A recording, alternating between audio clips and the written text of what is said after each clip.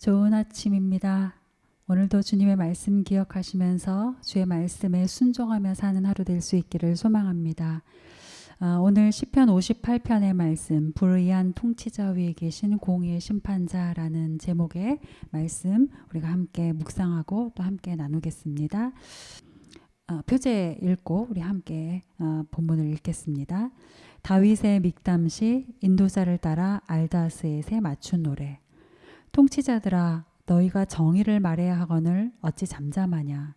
인자들아, 너희가 올바르게 판결해야 하거늘 어찌 잠잠하냐. 아직도 너희가 중심에 악을 행하며 땅에서 너희 손으로 폭력을 달아주는도다. 악인은 모태에서부터 멀어졌으며 나면서부터 곁길로 나아가 거짓을 말하는도다. 그들의 독은 뱀의 독 같으며 그들은 귀를 막은 귀머거리 독사 같으니 술사에 흘리는 소리도 듣지 않고 능숙한 술객의 요술도 따르지 아니하는 독사로다. 하나님이여 그들의 입에서 이를 꺾으소서. 여호와여 젊은 사자의 어금니를 꺾어내시며 그들이 급히 흐르는 물같이 사라지게 하시며 겨누는 화살이 꺾임 같게 하시며 소멸하여 가는 달팽이 같게 하시며 만삭되지 못하여 출생한 아이가 햇빛을 보지 못함 같게 하소서.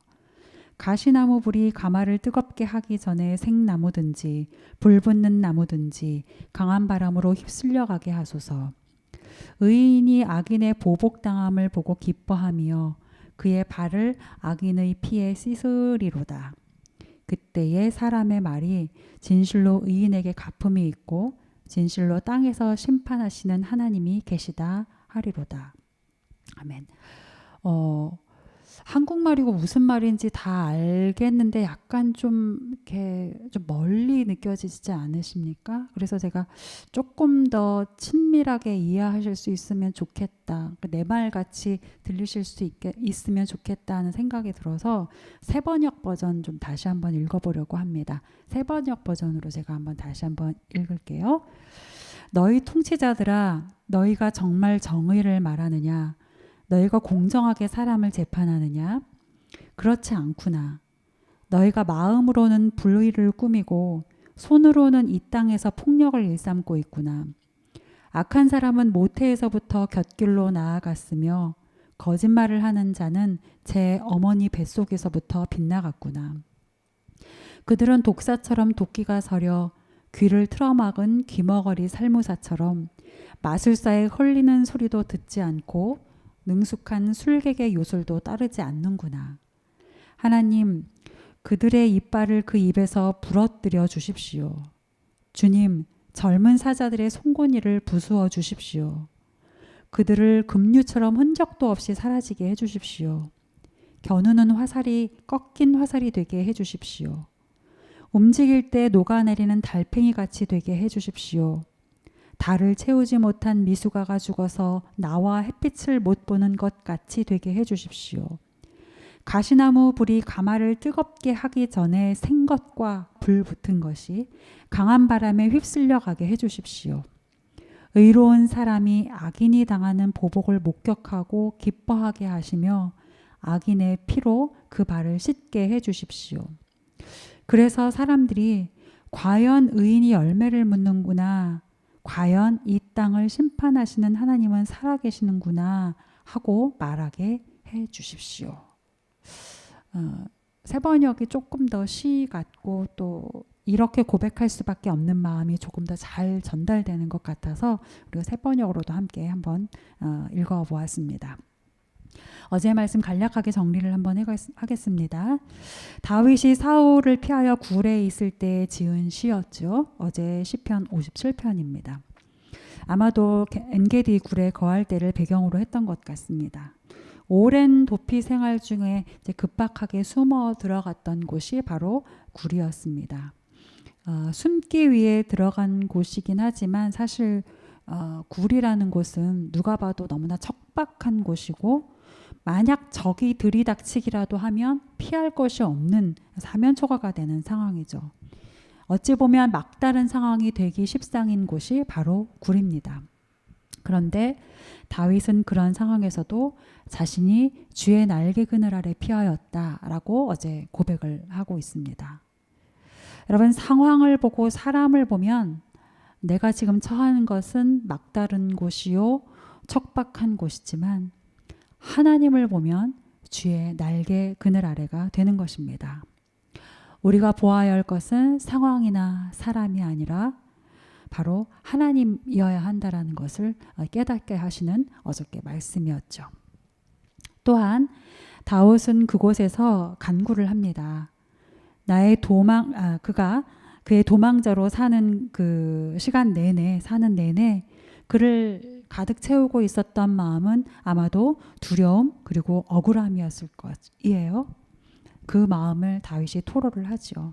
어제 말씀 4절에서 보면 내 영혼이 사자들 가운데서 살며 내가 불사르는 자들 중에 누웠으니 곧 사람의 아들들 중에라. 그들의 이는 창과 화살이요 그들의 혀는 날카로운 칼과 같도다.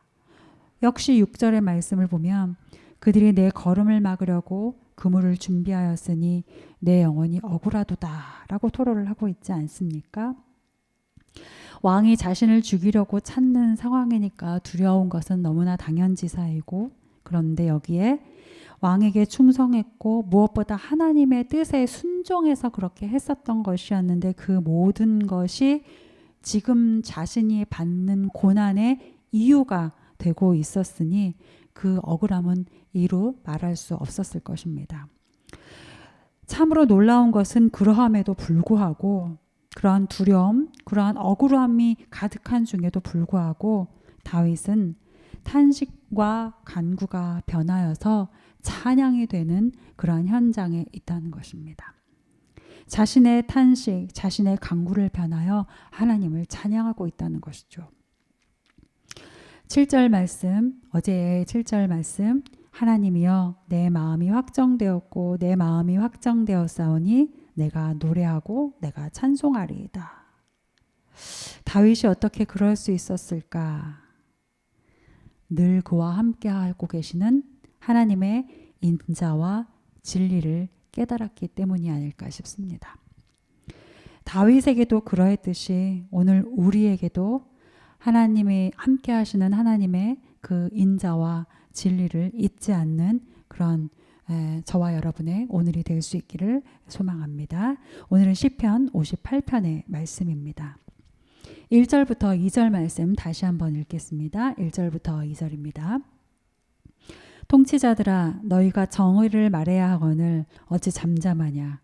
인자들아 너희가 올바르게 판단해야 하거늘 어찌 잠잠하냐.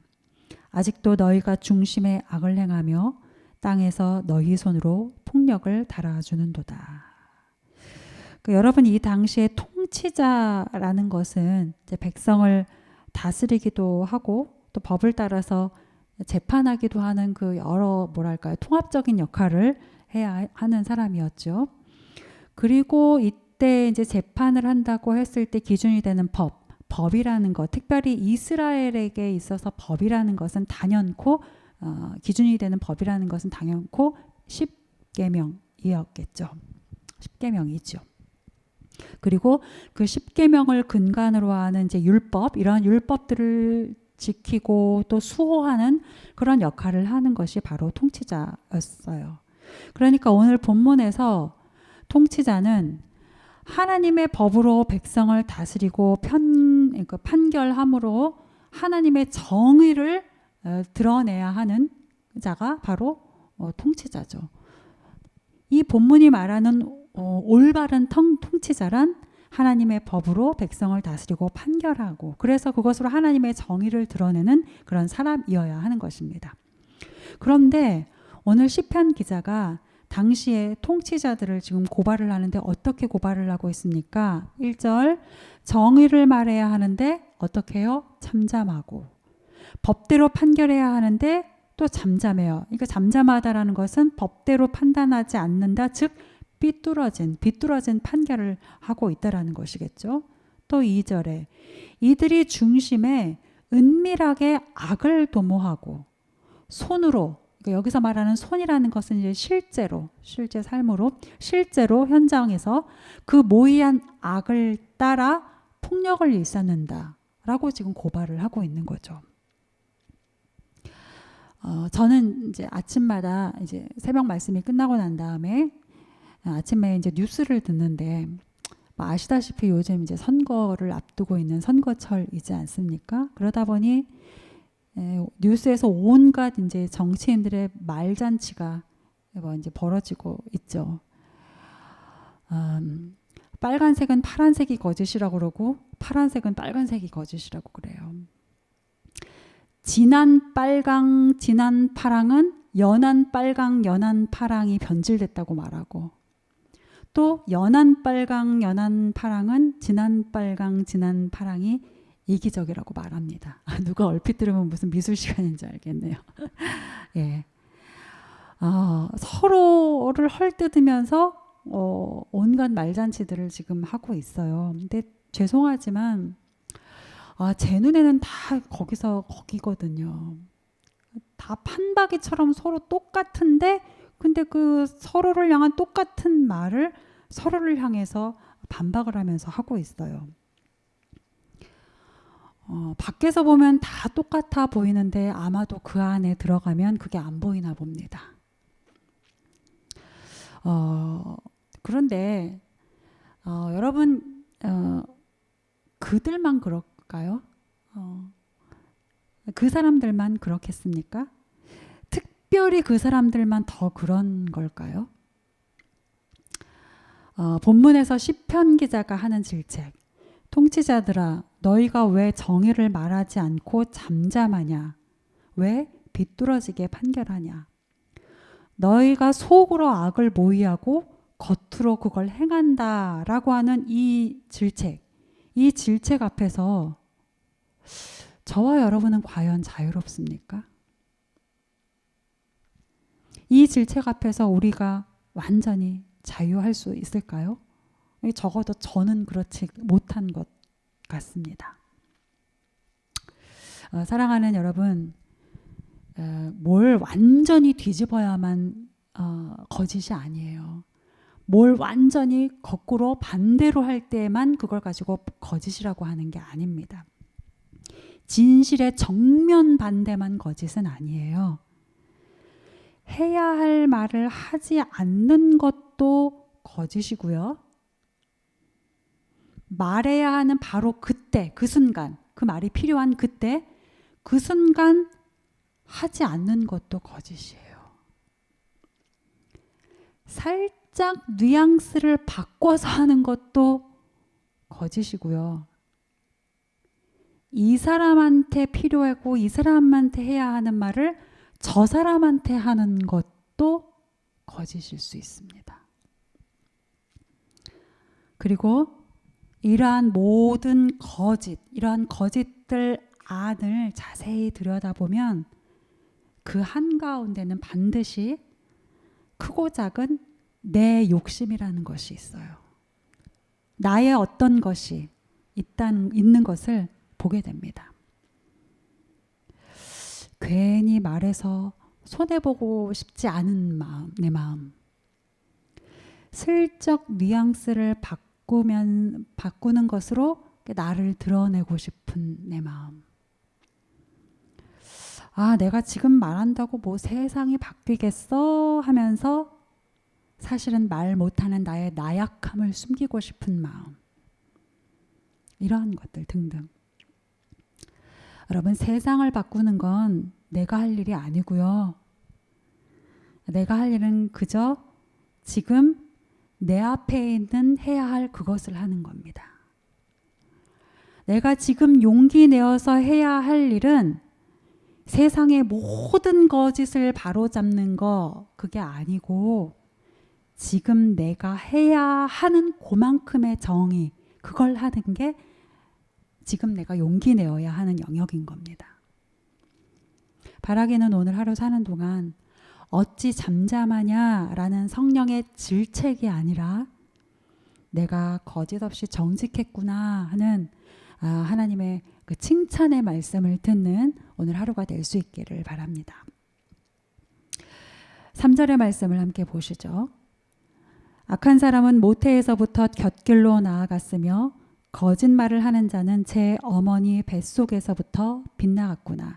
여러분, 이 말을 이제 얼핏 잘못 이해하면 악인은 날 때부터 악인이다. 그러니까 악한 사람은 날 때부터 악인으로 정해져 있다. 이렇게 읽히기 쉬운데 여러분, 그렇다기보다 이것은 그러니까 우리 모두는 다 죄의 본성을 가지고 태어나는 존재이지만 그럼에도 불구하고 말씀 안에서 날마다 새로워지는 사람이 있는가 하면 그 반면에 죄된 본성에 너무나 충성되게 사는 사람, 그러한 사람이 있고 바로 그러한 사람이 악인이다라는 거죠.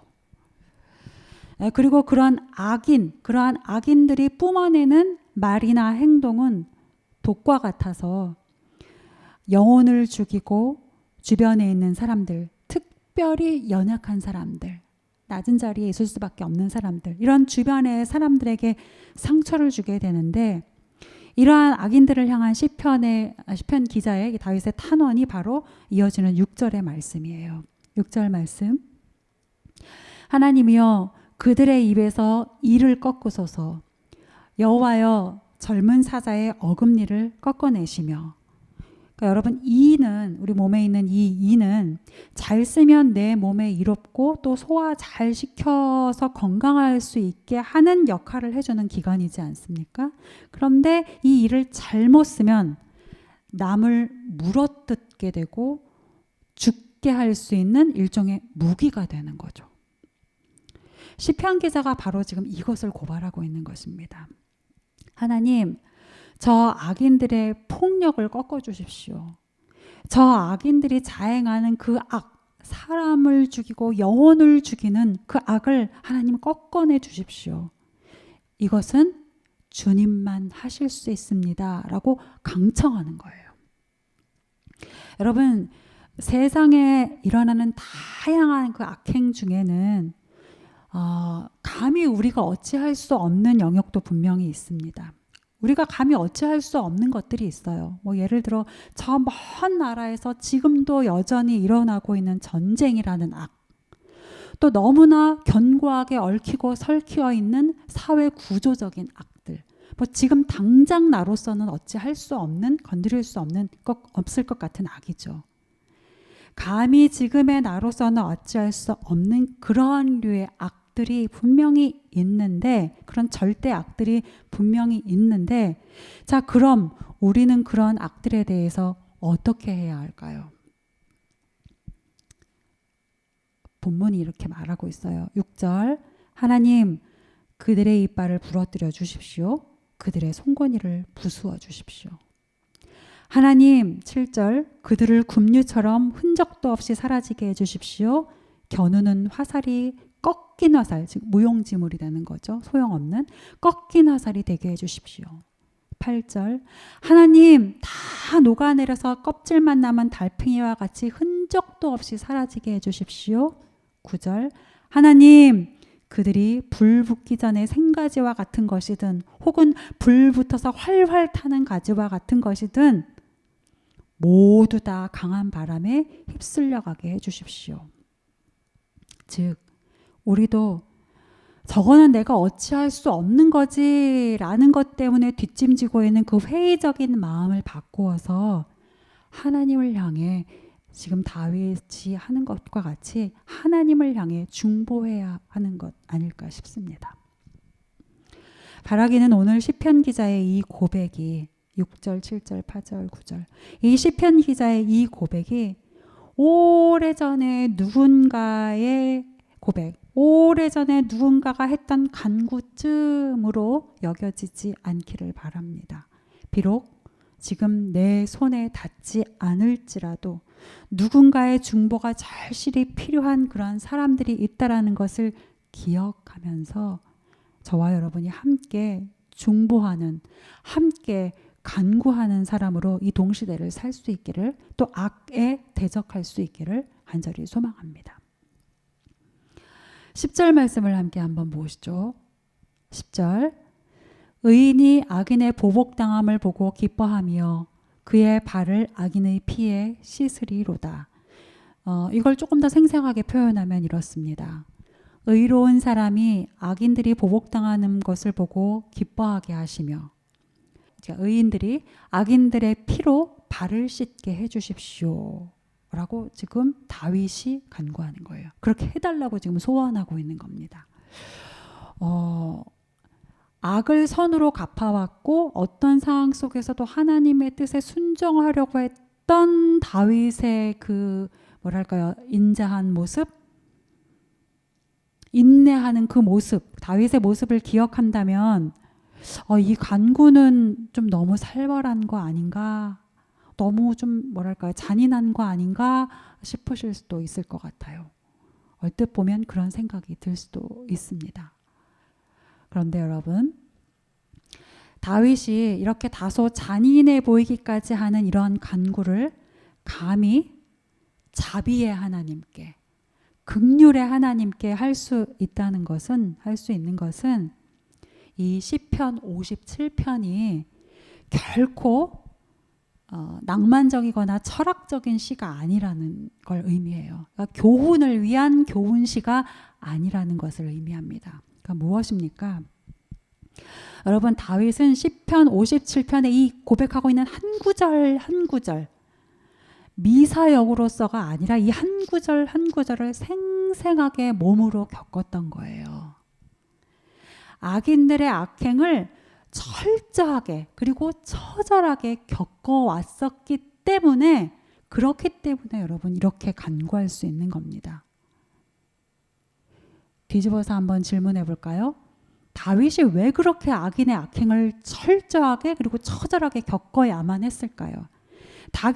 악인들이 하는 그 악행들을 왜 다 그렇게 모두 다 몸소 다 맞부딪혀야만 했었을까요? 다윗이 철저하게 의인으로 살려고 했기 때문에 그래요. 의인으로 살려고 했기 때문에 악인들의 악행에 매번 부딪혔던 거예요.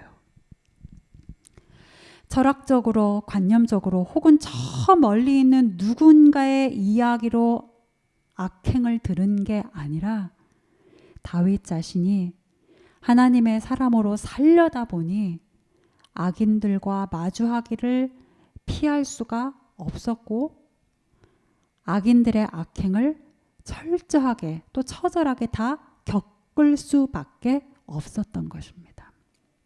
그랬기 때문에 감히 10절처럼 악인들의 악행을 보복해 주십시오라고 말할 수 있고 구할 수 있었던 거예요. 11절처럼 하나님이 심판하시고 의인들이 상을 받을 것입니다. 그럴 것입니다. 라고 소망할 수 있었던 것이고요. 여러분, 혹시 불의한 자들로 인해 고통 중에 계십니까? 여러분이 의롭기 위해 애쓰고 있다는 증거입니다. 혹시 악인들로 인해 고난 중에 계십니까? 말씀에 순종하기 위해 애쓰고 있다는 뜻입니다. 아멘. 각자의 삶의 자리에서 겪고 계신 어려움을 제가 어떻게 다 알 수 있겠습니까? 많은 부디 불의와 타협하기보다 의로우신 하나님을 의지하시고 세상 곳곳에 불의로 인해 또 고통받고 있는 그들을 위해 함께 중보하며 또 기도하는 저와 여러분의 오늘 하루가 될 수 있기를 간절히 소망합니다. 힘내십시오. 말씀 이어가면서 함께 기도하겠습니다.